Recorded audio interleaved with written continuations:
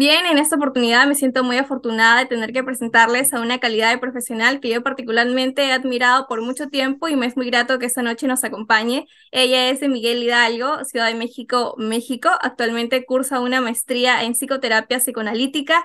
Al día de hoy ha logrado brindar acompañamiento psicológico terapéutico a niños, adolescentes y también adultos. A la vez cuenta con un diplomado en detección de mentiras mediante el lenguaje corporal, también un diplomado en perito en criminología y tiene una licenciatura en criminología y criminalística.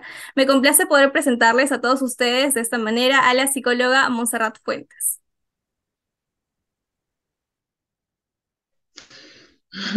Hola, ¿cómo estás? Pues aquí yo también súper emocionada de estar aquí contigo y pues muchas gracias por la invitación. La verdad me siento honrada porque ya había todos los psicólogos que has estado entrevistando y pues bueno, digo, wow, que me hayan elegido a mí, de verdad me honra. Qué lindo, psicóloga, poder escucharle hablar así. Y sí, definitivamente, como le comentaba por interno, me encanta su contenido y siento que es bastante valioso y por qué no realizar esta entrevista para que las demás personas también conozcan parte de su trabajo a nivel profesional. Pero bueno, hemos podido ver por medio de la publicidad de esa entrevista que el tema que se abordará a continuación me resulta bastante interesante, ¿no? Vamos a hablar acerca de los mecanismos de defensa. En este caso vamos a ser muy puntuales y vamos a hablar acerca de dos, empezando por la negación y posterior a ello por la evitación.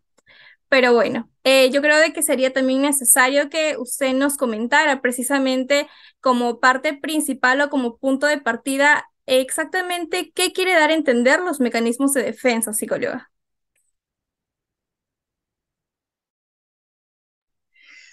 Pues bueno, los mecanismos de defensa uno puede decir, uff, ¿son malos? No, no son una patología en sí mismos. Son como su nombre lo indica, son una defensa de la mente, de la cabeza, que nos permite protegernos de situaciones que consideramos peligrosas o dolorosas. Tú dirás, ¿nos protege? Sí, nos protege del impacto de aquello, de lo que nos estamos enfrentando y que puede generar un daño irreversible en nuestra estructura mental.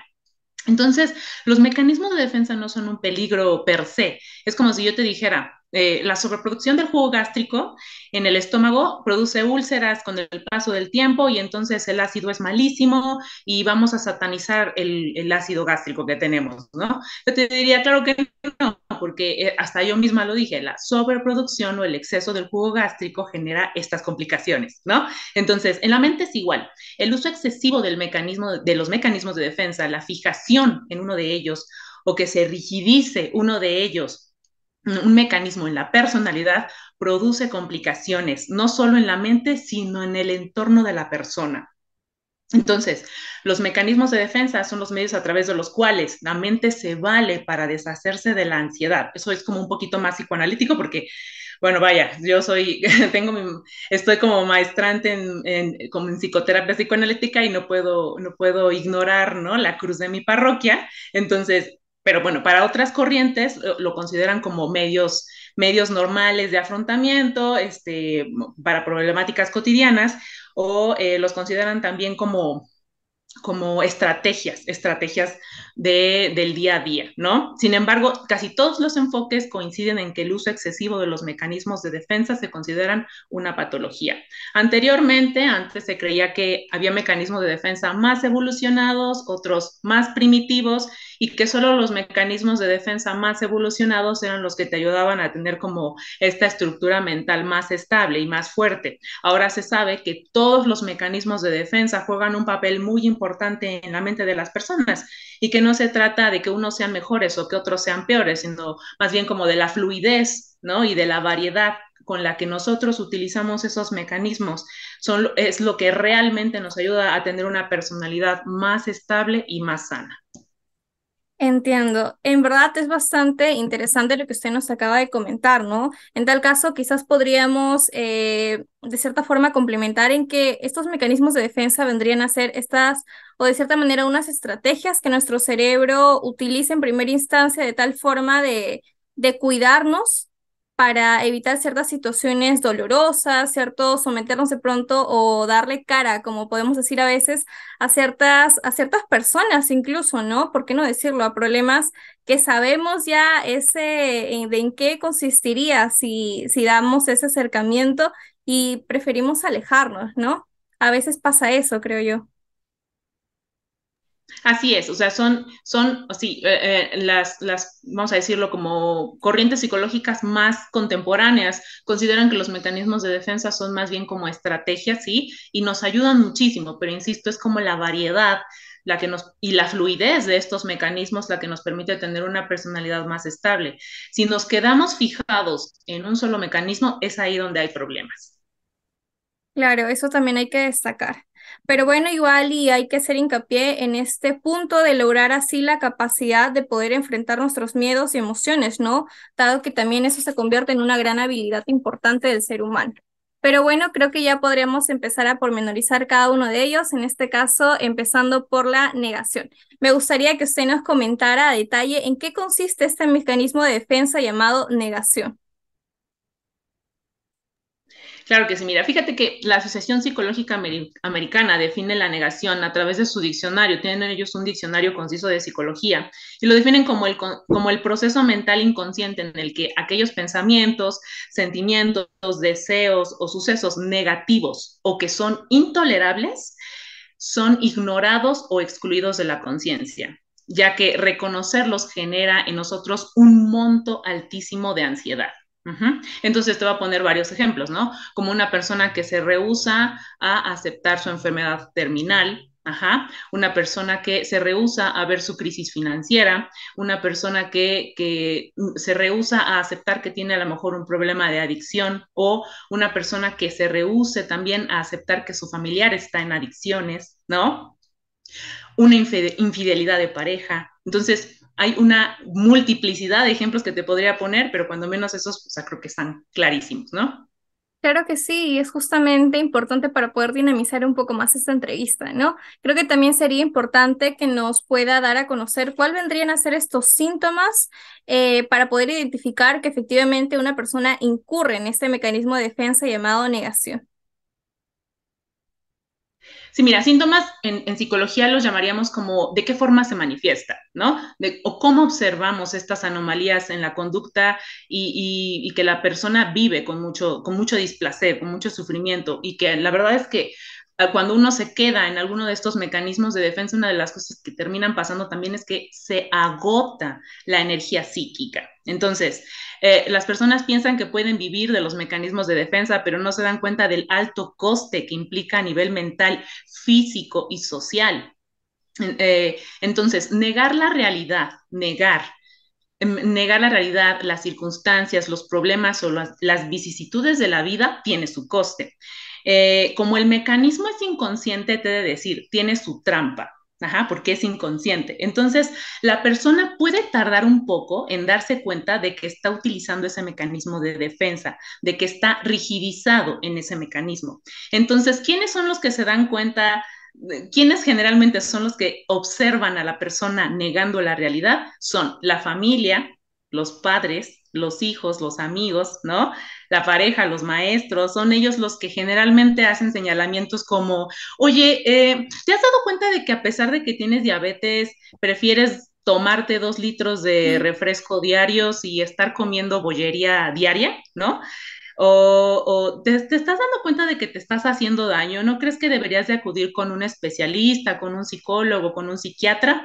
Entonces la persona en un inicio va a decir, ay, por supuesto que no, pero como va a ver la frecuencia con la que las personas se lo dicen, entonces la persona va a decir, bueno, ok, conforme incremente el problema, conforme, insisto, ¿no? Estas personas le sigan diciendo, oye, ¿qué pasa contigo? Mira cómo te estás haciendo daño. Entonces la persona puede darse cuenta más adelante de la gravedad de la situación, pero más adelante, no es inmediato. Eh, la persona podrá darse cuenta de que no solo eso es lo único que está negando, sino que va negando a lo largo de su vida un montón de situaciones, un montón de decisiones, va minimizando y devaluando las consecuencias de sus decisiones y de la realidad misma. Claro, en tal caso, porque muchas veces vemos, ¿no? De que frente a un determinado conflicto o una situación un poco compleja a nivel emocional de poder someternos desde ya y darle cara, es que a veces las cosas se tornan de color hormiga, ¿no? Como a veces decimos, y empezamos a negar la situación, pero justo tomamos conciencia cuando nuestro grupo social nos empieza a hacer hincapié en la situación, ¿no? Que deberíamos, pues, empezar a enfrentar como debería pasar, ¿no? Creo que otra cuestión también relevante que podría darnos un poco de detalle es poder saber cuáles son los efectos de la negación frente a la salud mental de las personas. Mira, los efectos o costes de la negación en la salud mental son muchos. Para empezar, mira, deteriora los vínculos con otros familiares, ¿no? Con amigos, con socios. ¿Por qué pasa esto? Porque imagínate la familia, los amigos, los maestros, los compañeros de trabajo son los primeros en detectarlo, ¿no? Ves que te decía, ellos se dan cuenta inmediatamente. Y ellos son los que constantemente están empujando a la persona a que busque ayuda, ajá, a que se cuide. Si la persona, ¿no? La persona en cuestión que está negando la realidad tiene muy rigidizado ese mecanismo de defensa, lo tiene muy solidificado, entonces las personas a su alrededor se van a frustrar y se van a cansar. Imagina qué tan frustrante puede ser que seas hermana de una persona que se niega a ver la realidad de una infidelidad en su relación de pareja. Y que por más que hablas con tu hermana para que haga conciencia de la situación, tú solo te le quedas mirando y ves cómo destruye su familia. Ajá, sin afrontar las consecuencias, además de ignorar la realidad, ¿no? Entonces llega un punto en donde tú mejor, a lo mejor, decides apartarte y ya no saber nada más. Eso es lo que termina pasando con cada uno de los vínculos de esta persona. ¿Me entiendes? Otro de los efectos que podemos observar, ¿no? Las personas que se han quedado permanentemente en la negación tienen problemas laborales, problemas académicos, económicos, ya que pueden negar la llegada, por ejemplo, te voy a poner un ejemplo, ¿no? Pueden negar la llegada de un examen muy importante y no estudian, pueden negar las deudas de la casa y por tanto no buscan trabajo, pueden inclusive dedicarse a apostar, a comprar compulsivamente, pero ellos siguen teniendo deudas. Ajá. Pueden negar el hecho de que tengan que entregar un reporte muy importante en su oficina y por ello ser despedidos porque no lo entregaron nunca. Ajá. A nivel fisiológico, ni te cuento, o sea, tenemos problemas porque la persona puede negar la presencia de una enfermedad grave y jamás acudir con un especialista. Eso también aplica para el resto de la familia. Voy a poner otro ejemplo, ¿no? Imaginemos un padre que niega que su hija tiene una enfermedad autoinmune y que nunca la lleva al hospital a que reciba el medicamento que necesita y pone su vida en riesgo. Entonces, fíjate hasta dónde, a qué impacto tienen los efectos de la negación en la persona. Sí, definitivamente podemos notar, ¿no? De que los efectos son un poco más complejos de lo que parece, ¿no? Qué tan importante es no negar el problema a fin de poder resolverlo. Yo creo de que, o bueno, siempre he pensado que el primer paso para resolver algo es saber qué tenemos que resolver. Todo parte del reconocimiento de poder identificar el problema y mientras no lo hagas, pues poco o nada se puede hacer. Creo que también vale hacer un poco de conciencia que la negación interfiere justamente en esta capacidad de poder enfrentar un problema en particular, ¿no?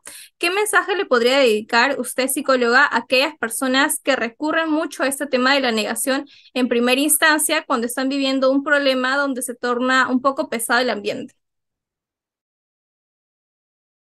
Mira, vamos a recordar que los mecanismos de defensa son inconscientes, entonces podríamos tener, para empezar lo que decíamos, ¿no? En un inicio, podemos tener dificultades para reconocer los síntomas, para reconocer que estamos atrapados en la negación, pero si podemos encontrar, o sea, sí, claro que sí, sí o sí, podemos encontrar algunas pistas al respecto en nuestro día a día. Por ejemplo, si hay personas en la audiencia, ¿no? Ahorita que ellos nos estén escuchando, en donde sienten que sus familiares, amigos, su pareja, sus compañeros de trabajo hacen comentarios como, oye, estás negando la realidad, oye, es que no puedes aceptar lo que está pasando. Entonces, yo me pondría a pensar si los otros son el problema o a lo mejor yo soy el problema. Este mecanismo de defensa es de pensarse, entonces, y la persona que lo sufre es la única que puede reconocer lo que ocurre, es la única. Ajá. personas en la audiencia, yo estoy segura, ¿no? Ya me los imagino diciendo, oye, mi papá tiene ese problema, ¿no? Le voy a decir que vaya con el psicólogo. Mi pareja se niega a ver la realidad, ya le dije que vaya al psicólogo y no quiere. Y yo les diría, bueno, es que es importante recordar que los procesos terapéuticos son y deben ser voluntarios. ¿Esto qué quiere decir? Que la persona con el problema es la que debe de tener la iniciativa de acudir personalmente con el especialista desea. Y por desgracia es aquí donde encontramos particularmente peligroso este mecanismo de defensa, porque la acción está constantemente susurrándote en la cabeza, oye, ¿qué crees? No necesitas acudir con el psicólogo, ¿eh? Todo va a salir bien. Los que están mal son ellos. Entonces, las personas con, lo voy a decir así, las personas con negación, con una fijación en el mecanismo de defensa de la negación, ajá, muy pocas veces deciden acudir voluntariamente con el psicólogo, con el psiquiatra, ¿no? Solamente lo hacen cuando las personas ya los empujaron prácticamente. Entonces, para poder escapar de la negación, es importante atreverse a reconocer su problema. Atrévanse a reconocer su problema. Busquen ayuda, cuestiónense y vean el gran beneficio que se pueden llevar de acudir con un terapeuta. Claro que sí, ¿no? Qué tan importante es este hecho que no es minúsculo, es algo sí que considerar el hecho de poder aceptar esta ayuda profesional, ¿no? No vamos a estar todo el tiempo en una misma posición que hemos permanecido siempre, ¿no? Hay que evolucionar, hay que también madurar en ese sentido en cuestión a nuestra personalidad. Creo que también es importante que nos pueda comentar de qué manera este mecanismo de defensa, negación, se trata dentro de un contexto terapéutico.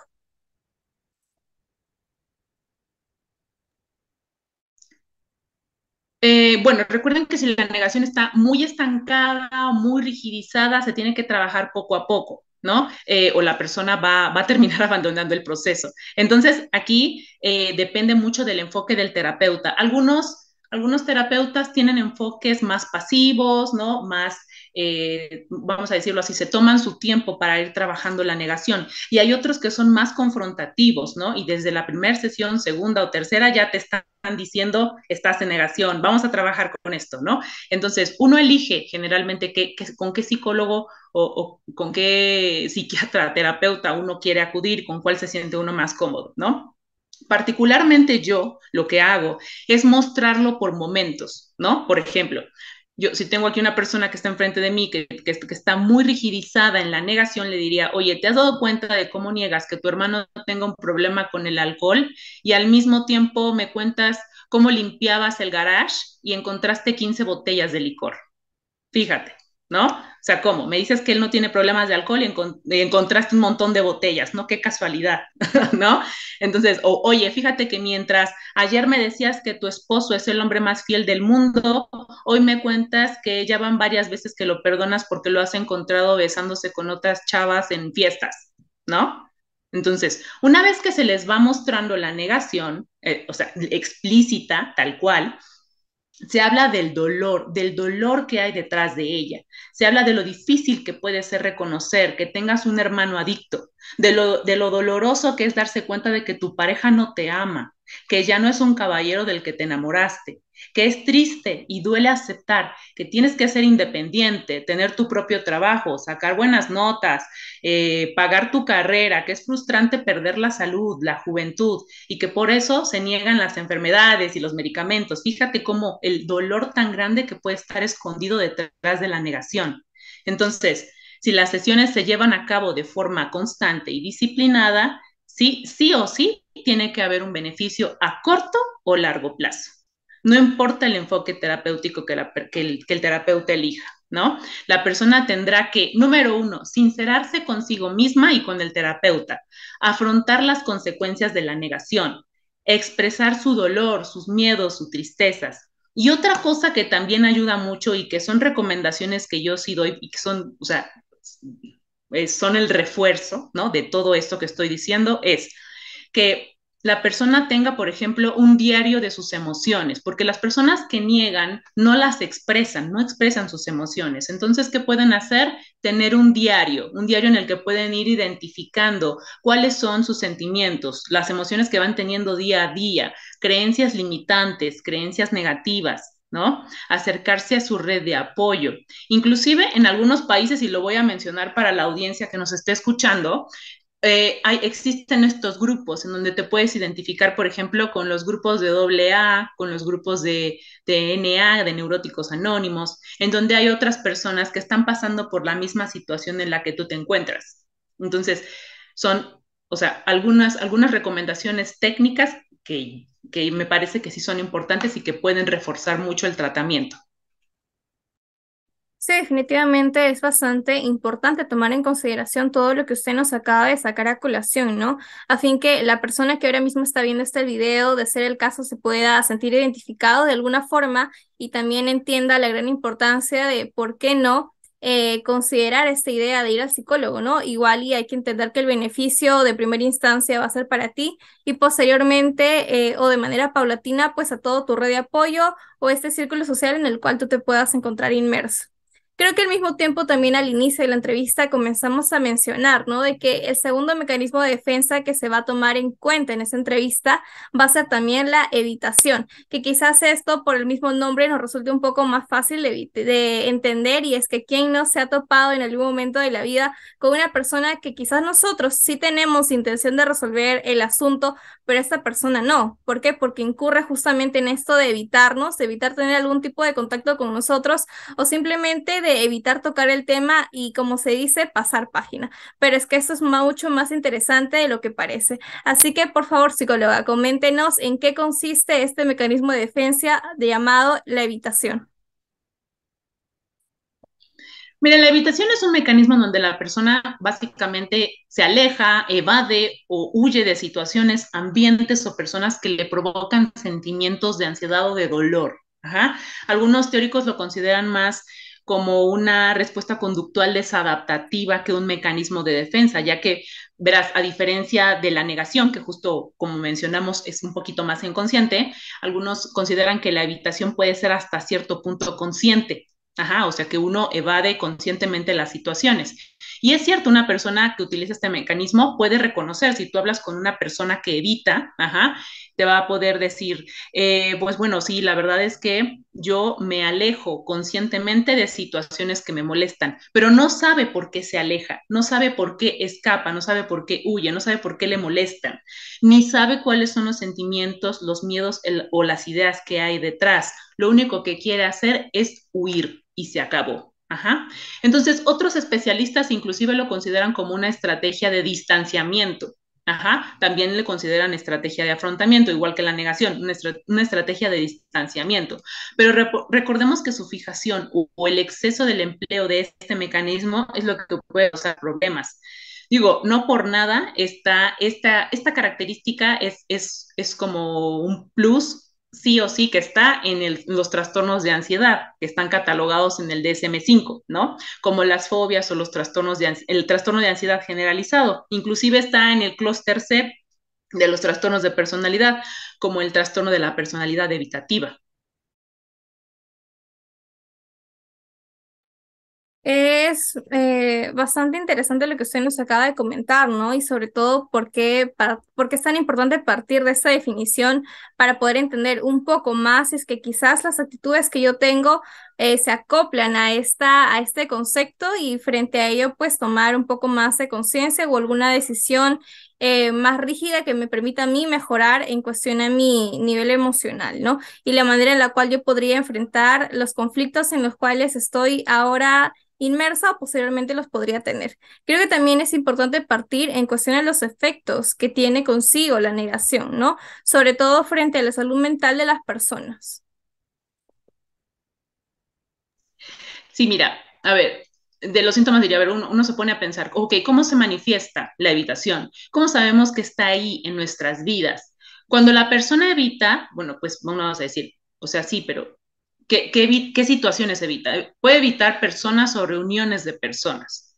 Por tanto, tiene pocos vínculos. o sea, o los vínculos que tiene, o sea, puede tener nulos vínculos o pocos vínculos, y esos pocos vínculos están seriamente deteriorados, ¿no? Se limita a expresar emociones, a hablar de ellas por miedo a ser juzgado o a ser criticado. Ajá. Evita además expresar pensamientos u opiniones. De igual forma, por miedo a ser juzgado, criticado, ¿no?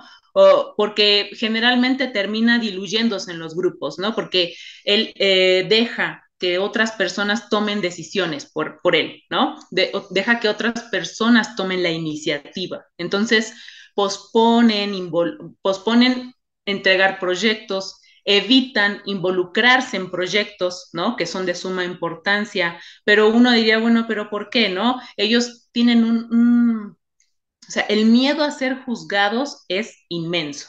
Ajá, el miedo a que piensen que su trabajo es mediocre, ¿no? A que no sirven para nada, ¿no? De a que da igual si entregan o no entregan el trabajo, ¿no? Entonces empiezan sobre todo en el tema laboral es donde también se observa mucho. Ajá. Es posible detectar detrás de todo de todas estas evitaciones, es posible encontrar como este constante reproche interno de no ser suficiente, de no valer nada, de no ser atractivo. En pocas palabras, el autoconcepto, la autoimagen y la autoestima están seriamente deteriorados. Claro, justamente eso estamos notando que juega un papel muy importante, ¿no? A fin que podamos entender un poco más este concepto de la negación. Por otro lado, también sería interesante que usted nos pueda comentar cuáles vendrían a ser estos efectos de la negación justamente en la salud mental de las personas. Imagina todo lo que puede ocurrirle a la mente como consecuencia de este aislamiento social, ¿no? Y afectivo, además de todo. Vamos a empezar por la gran contradicción que implica aislarse socialmente. Cuando una persona se aísla de los demás porque cree que todos la van a juzgar o que no lo pueden entender, ¿no? O que es inferior, vamos a decirlo así también, terminan generando en otros suspicacia, inseguridad y desconfianza. Entonces, provoca que pocas personas quieran vincularse con él, ¿no? O con ella. Entonces, la persona evitativa termina por prestidigitar, voy a decirlo así, lo que tanto teme, críticas, rechazos, juicios y etiquetamiento. Es un círculo vicioso. Ajá. La persona evitativa cae entonces en un ambiente de soledad, donde parece que con quien nadie puede empatizar. Se incrementan la presencia de pensamientos negativos y paranoicos, como por ejemplo, nadie me habla porque todos me ven como que raro, me tienen lástima, soy feo, soy fea, ¿no? Todos se burlan de mí por lo que dije o por mi aspecto. No tenemos la certeza, o sea, ellos en su cabeza no tienen certeza de que eso esté pasando, ¿no? Pero cuando observan que nadie se les acerca y que tampoco pueden expresar lo que sienten o lo que piensan, entonces se termina reafirmando esto que ellos creen. Entonces, poco a poco se van disparando los niveles de ansiedad y se va reflejando también en el cuerpo. Ajá. ¿A través de qué? Enfermedades psicosomáticas, gastritis, colitis, dermatitis, tics nerviosos, ajá, o conductas indeseables como morderse las uñas, morderse el cabello, rascarse, ajá, y bueno, muchas otras cosas más, ¿no? Entonces, fíjate hasta dónde puedes llevarte la evitación. Claro, y justamente hay que entender eso, ¿no? De que lo que no se habla, justamente muchas veces nuestro cuerpo lo exterioriza de una forma negativa, tal y como frente a estas problemáticas que usted ya nos acaba de mencionar, ¿no? Hay que entender eso de que también qué tan importante es el hecho de darle atención, de prestarle atención a nuestra salud mental y darse el tiempo de reflexionar en cuestión a nuestras actitudes que venimos teniendo durante mucho tiempo y hay que también evolucionar en ese sentido, ¿no? ¿Por qué no ver más cerca la idea de madurar también en muchos sentidos más, de los cuales quizás antes no lo hemos tomado en cuenta, pero nunca es tarde, ¿no? Mientras haya vida, hay esta oportunidad de poder aprender aún más de las cosas que podríamos hacer desde ya. Creo que otro dato importante también podría ser el que usted nos mencione exactamente de qué forma repercute el hecho de evitar los problemas, entre comillas, en nuestras relaciones interpersonales. Mira, es posible ver cómo las personas que se encuentran atrapadas en este mecanismo no tienen demasiados vínculos. Y si llegan a tener relaciones de amistad, de familia, de pareja, son relaciones muy frías, relaciones distantes, deterioradas, de poca o nula comunicación. El deterioro de los vínculos incrementa la presencia de más y más problemas, por ejemplo, en el contexto laboral, porque no puedes tomar decisiones en el trabajo o en la familia, porque quizá no deseas convivir con ningún miembro de la familia, ¿no? También se complica generar nuevas amistades y tener pareja inclusive, porque ya evitas las reuniones a todas luces y te expresas de forma limitada. Entonces, muchos podrán pensar, pero ¿sabes qué? Que yo creo que estar solo y ser independiente es lo mejor que me ha pasado. Bueno, vamos a ponernos a pensar un poquito en eso. Es verdad que es importante sostener nuestra autonomía e independencia hasta cierto punto. Sin embargo, con la pandemia, muchos institutos tuvieron la oportunidad de llevar a cabo estudios en adolescentes y en adultos relacionados al aislamiento social obligado por la cuarentena y fíjate que los resultados no fueron nada alentadores, pues en muchos de estos estudios los grupos en observación arrojaron un incremento en los índices de ansiedad, depresión, la presencia de ideas catastróficas y hasta pensamientos suicidas. Entonces, los seres humanos somos seres sociales. No podemos negar nuestra naturaleza. Los vínculos son necesarios y evitarlos, por más dolorosos que estos puedan ser, no son la solución. ¿Ok? Claro, y es que justamente los problemas no se solucionan evadiéndolos o evitándolos, ¿no? Ni tampoco en razón del tiempo. Es como, ay, ¿por qué no hay que mencionar ahora mismo, siendo un poco de paréntesis, muchas veces o muchas personas creen y son muy leales a esta frase de el tiempo lo cura todo? O sea, más que el tiempo es lo que haces con ese tiempo, el que lo hace valioso y el que lo hace significativo para que recién entiendas que has superado una situación determinada, ¿no? Eso también es importante de entender. Creo que muchas personas cuando estamos justamente sometidas a un problema en el cual participa mucha gente, quizás no todos tengan el interés de solucionarlo desde ya, ahora mismo, pero hay que también empatizar con el dolor ajeno y sobre todo entender que si estás en un problema donde no solamente te afecta a ti, sino también a otras personas que en algún momento fueron importantes para ti, pues también actuar en ese sentido, ¿no? Ser un poco más flexibles y resolver las cuestiones en la medida en la que tendrían que hacerse. Creo que también algo que me genera un poco de curiosidad que nos puedas comentar, ¿por qué crees de manera personal que las personas recurren a situaciones, a evitar justamente las situaciones o de pronto tener un contacto con ciertas personas tras un problema relevante? Mira, en mi experiencia te diría que la respuesta se encuentra en la baja tolerancia a la frustración. Ajá. Las vicisitudes de la vida y las relaciones interpersonales son frustrantes, ajá, porque así es la vida. No todo puede ser perfecto, no todo puede ser estable, no todo puede ser ordenado y tenemos que aprender a sobrellevar esa frustración, aceptar que no podemos controlar nuestro entorno ni a las personas. Entonces, ¿qué sucede? Que las personas evitativas tienen una ruptura amorosa, perdieron un amigo o un compañero de trabajo los traicionó y ya no desean vivir lo mismo nunca más. Reprobaron un examen o fueron reprendidos por el jefe por un mal proyecto y no desean volver a fracasar nunca más y no vuelven a explorar sus potencialidades, no vuelven a querer tener nuevos vínculos y se aíslan. Todos estos golpes que nos da la vida son frustrantes y generan mucho dolor. Y para no volver a vivirlos, entonces se recurre a esta, como le llaman, ¿no? Estrategia de afrontamiento. Pero en realidad se trata de una trampa, ¿eh? Es un callejón sin salida. Wow. Entiendo. Entonces es también importante entender un poco más ello, ¿no? Otra cuestión también, ¿tú crees que sea posible de que la negación se convierta en un patrón de comportamiento a largo plazo? Por supuesto que sí. O sea, ya lo sabemos, ¿no?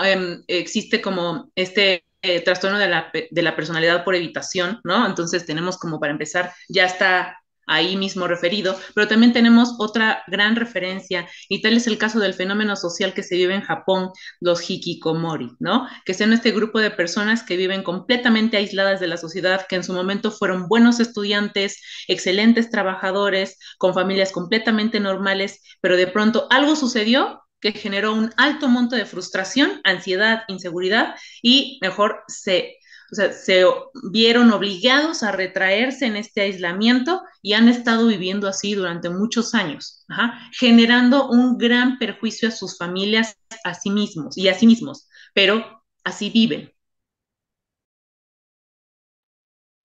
Entiendo.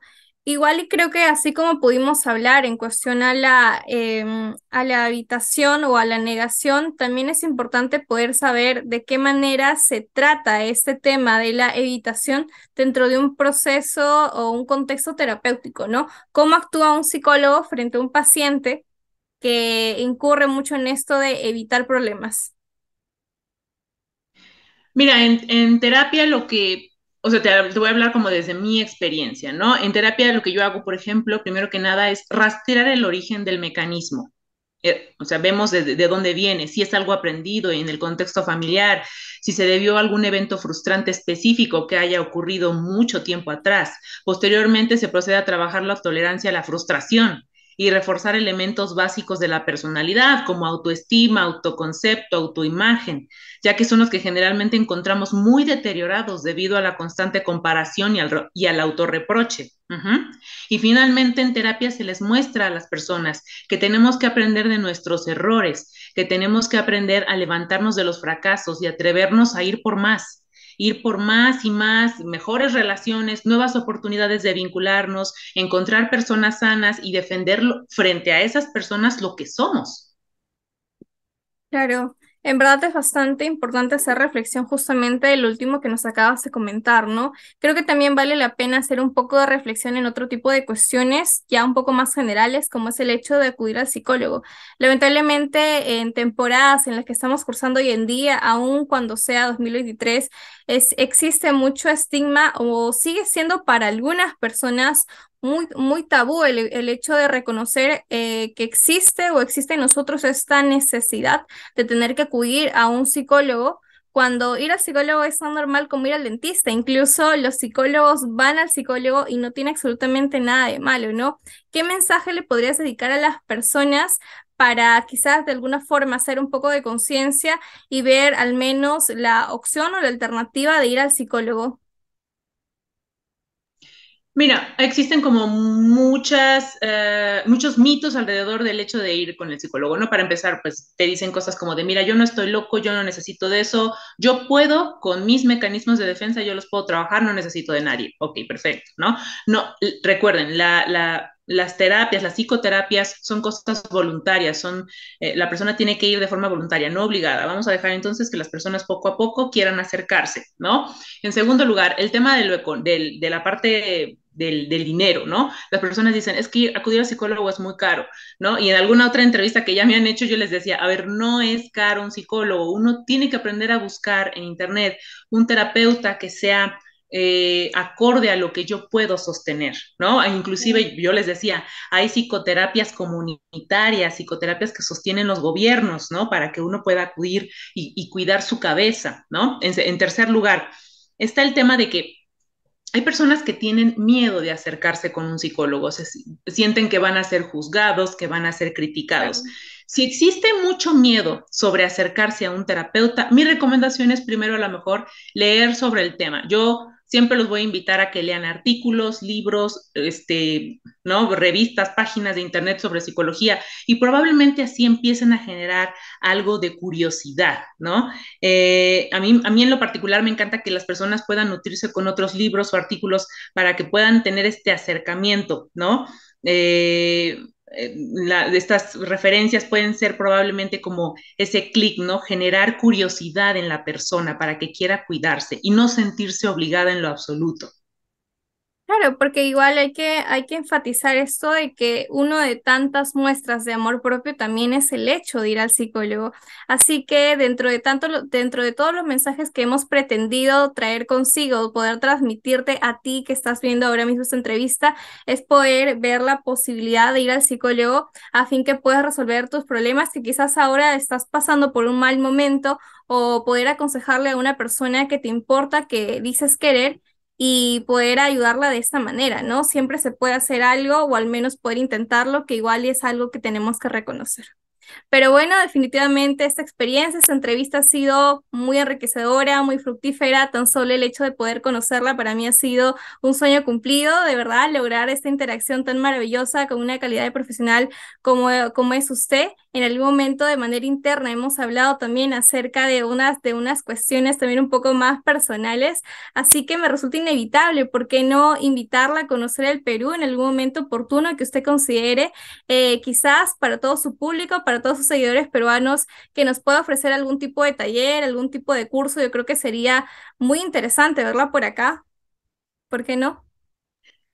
Por supuesto que sí, va a ser algo que ya, o sea, como habíamos hablado, ¿no? Lo voy a planearlo muy bien para irme bastante como emocionada, contenta, con un montón de cosas que quiero hacer, lugares que quiero, ¿no? Visitar allá.